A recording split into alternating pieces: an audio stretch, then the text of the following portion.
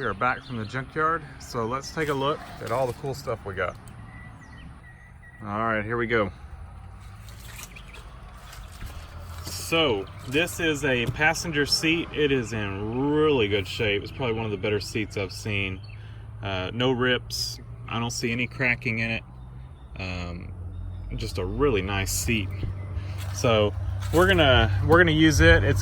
Feels like it's got good springs in it.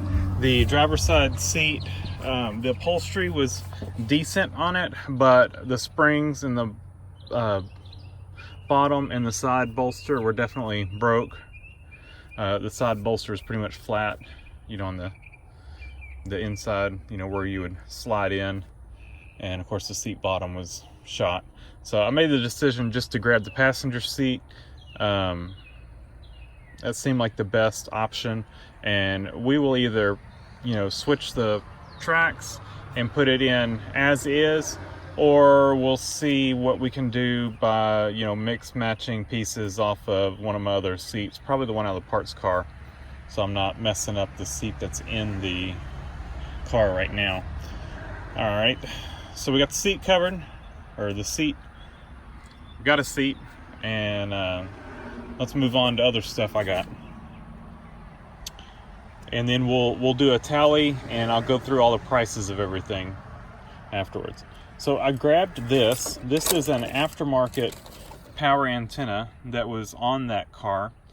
And I grabbed it because two reasons. One, of course I haven't opened this up, but I think we've got the plug, the original antenna plug that is cut off of mine. So if I ever want to go back with the stock antenna, I can. The parts car is an 83, my car is an 85. 85 has a different style antenna, and the plug is different, and the switch is different. And so this one, I took my little jump starter pack with me because I knew I was going to be looking for a power antenna, but I wanted to make sure it worked. And so I took my jump starter pack and I tested this antenna. Once I pulled it out of the car, it does work. It's not pulling in all the way. I don't know if that's by design, but that's as far as it goes in. I'll have to I can look up this brand and see. And the reason I got it, even though it's aftermarket, is the wire here, I think, plugs in like stock, the antenna wire. And so I think it's an aftermarket, but it's an aftermarket that's made for that Mercedes. And so I went ahead and got it because I figured this is probably my best bet, or my cheapest option for getting a working antenna. And honestly, I don't care if it's 100%, you know, factory original. If it works, I'm good. What I want is to be able to lower it so I can go through a car wash or something like that. So that car had a pretty nice interior. It was fairly rusty. You'll see in some of the videos, but I couldn't do much video there. But the interior is pretty nice. There was lots of cigarette butts in the car, and the carpet was gone. I don't know if somebody had gotten the carpet out of it or what, but I did get this. Mine is pretty bad shape. This one's, you know, definitely not great, but it's a lot better than what I've got. We will put, you know, throw some glue right in here, clamp this down, and kind of glue some of this back together, you know, where it's coming apart. But we can do that, and, you know, hopefully, you know, like I said, I don't care if I'm not going for a restore on my car. I want it to look a little better, and so we may strip this at some point and redo it. The wood on mine is actually broken, and it looks like they tried to open. So the way, let me back up. The way you get these things out, you pull the ashtray out, and the part that holds the ashtray in, it's like the mount for the ashtray that the ashtray fits in. You know, you pull the ashtray out, the ashtray just kind of pops out. But what the ashtray goes into is what holds this on. And once you take two screws out and pull that out, and it releases, you know, it pushes down on this edge, and so you can pull this out, and then it slips out at the back. and it's supposed to have a little nub right here that sticks out, and that goes into a hole in the center console. That's what holds this thing on. This one's broke right here. Mine, it looks like they tried to get this out by pulling up here, and it's kind of broken up, and it's definitely sprung. It doesn't want to go down. So this one, like I said, it's not the best, and that little tab, the old nub, is broke off, but I think we can fix something up for that, you know, epoxy something on there to make that work. So we'll get that all fixed up and right. So next thing, this is the switch panel for the like the antenna switch and overhead light for the back, I think, and defroster, and there's one more, I don't remember which, but that's what this is for. This is in really nice shape, so I went ahead and got it. Another thing that's kind of hard to find in good shape. I grabbed it with the switches at first because the switches look a little better than mine, but it would have cost me like $9 more, I think, with the switches, and so my switches work, so I just left it alone. This is the I forget what you call it. It's like the blue flying saucer thing. It's for the shifting on the 85 model. These are hard to find. Mine went bad, and I bought one off of eBay, I think, and so I grabbed one just to have it in case mine does go bad. I've got a spare. I don't know if it's good or not, but you know, there's not one of my parts cars. My parts car, like I said, is an 83. So just something good to have that you don't run across very often. This is the trim below the driver's side tail light, rear tail light, and the reason I got that is mine is missing part of the chrome trim, and then the one on my parts car, I think, is missing all of it. So I needed one because I didn't have one. So this will probably wait for a while. I'll probably do some body work on the car before I finally put this on there, so that's gonna wait. This is one of my favorite finds. Look at this wood trim on this thing. It is great. And I don't have this automatic switch.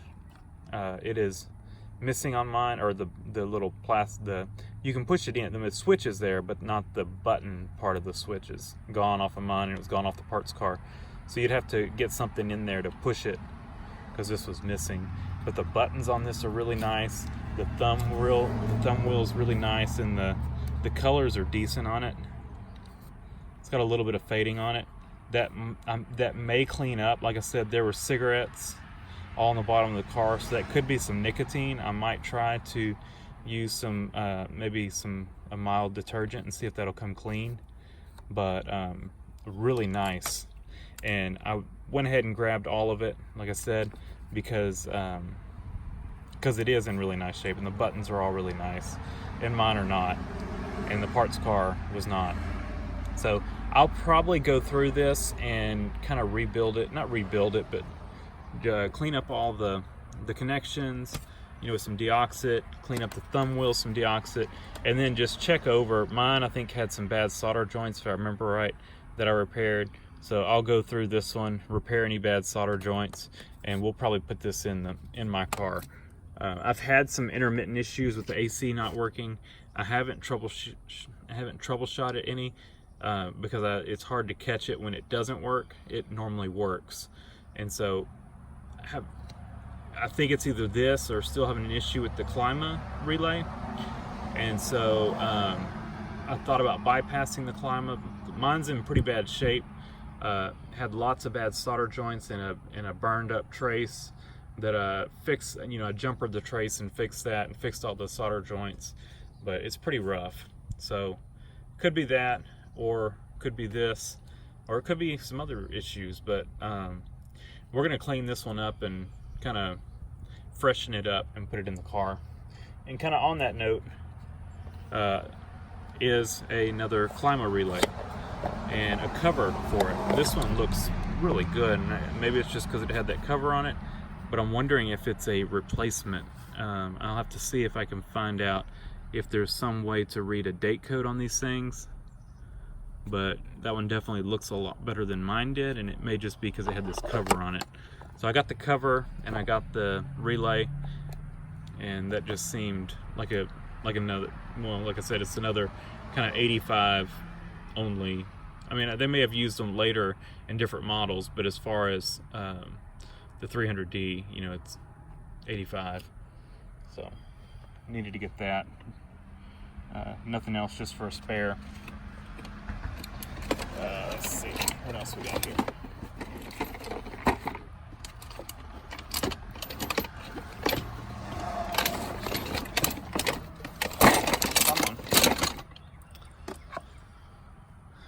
Grabbed a fuel line, and the reason I grabbed this was to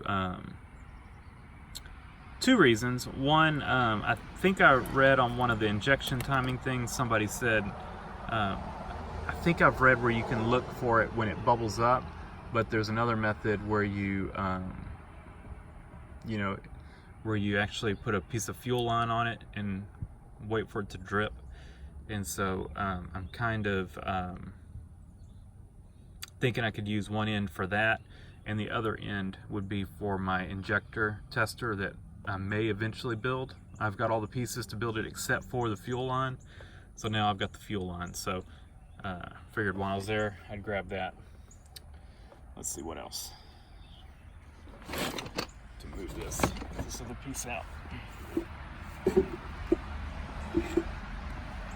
And we've got a windshield washer bottle, and mine had at some point, I guess, got into the fan or something. It has a hole in it that I kind of JB welded up. So I went in and grabbed this. I did not take the pump with it because I've got two good pumps, and they charge more if it has the pump with it. And that's kind of what I do, is, you know, you check prices and see what they charge for everything, because stuff like this, you know, they charge more, and you make sure to specify, like, they charge more for a power seat. So when I, you know, brought the seat up there, of course it's not a power seat, so I made sure, you know, non-power seat, and make sure they didn't charge me for a powered seat. And just kind of ask them on stuff like this, you know, what do you call it? I called it a vacuum diaphragm. I think they charged me for, I don't know what they charged me for. So let's go over and well, I guess we'll see what they charged me for on it. Oh, one more thing.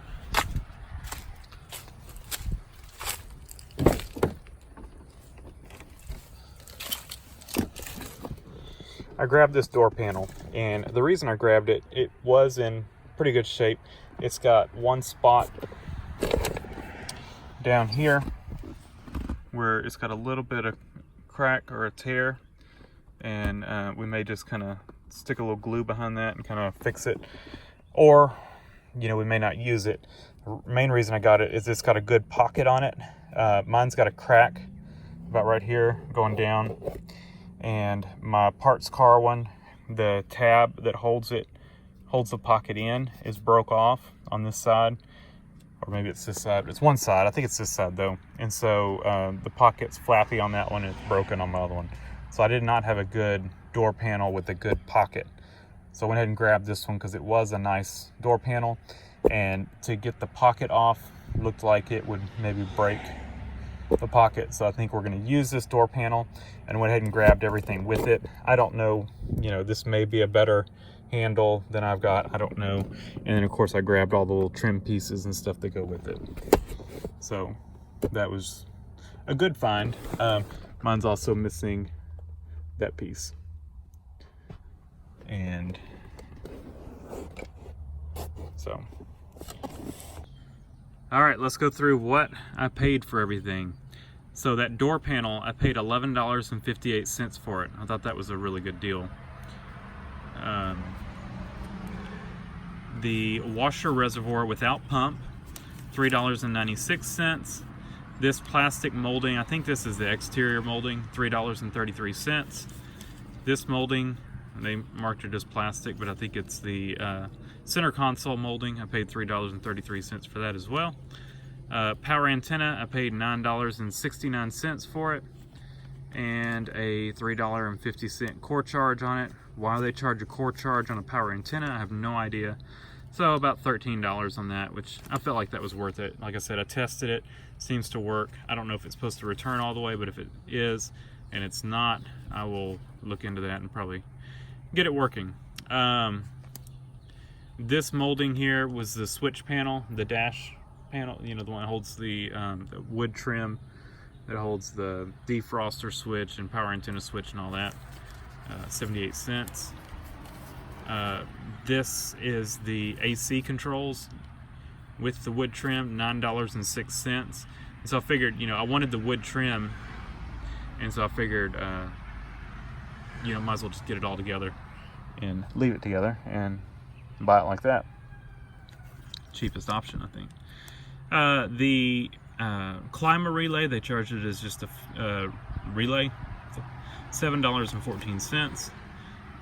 That fuel line, injector line, $5.88. And the vacuum amplifier, the blue thing, $4.59. That was a really good deal. And the seat, $16.68 for this seat. And man, this thing is nice. Very, very nice seat. So, all in all, parts total, $76.02. And of course they charge a $3.50 core charge for the power antenna, and then environmental fee of $5.17, which I feel like they should probably just eat that cost themselves. I don't think they should pass it on to the customers. So with all that grand total, and of course tax, grand total of $91.68. I saved $50.68. And so yeah, $91.68 for all this stuff. I felt like that was a bargain. So that's it. And we will hopefully get around to putting some of this stuff in soon. I've got a lot of other stuff to do, so my goal though is to hopefully quickly get this seat in, because I really want to enjoy it. So thanks for watching. Leave a comment down below, hit the like button, and subscribe for more.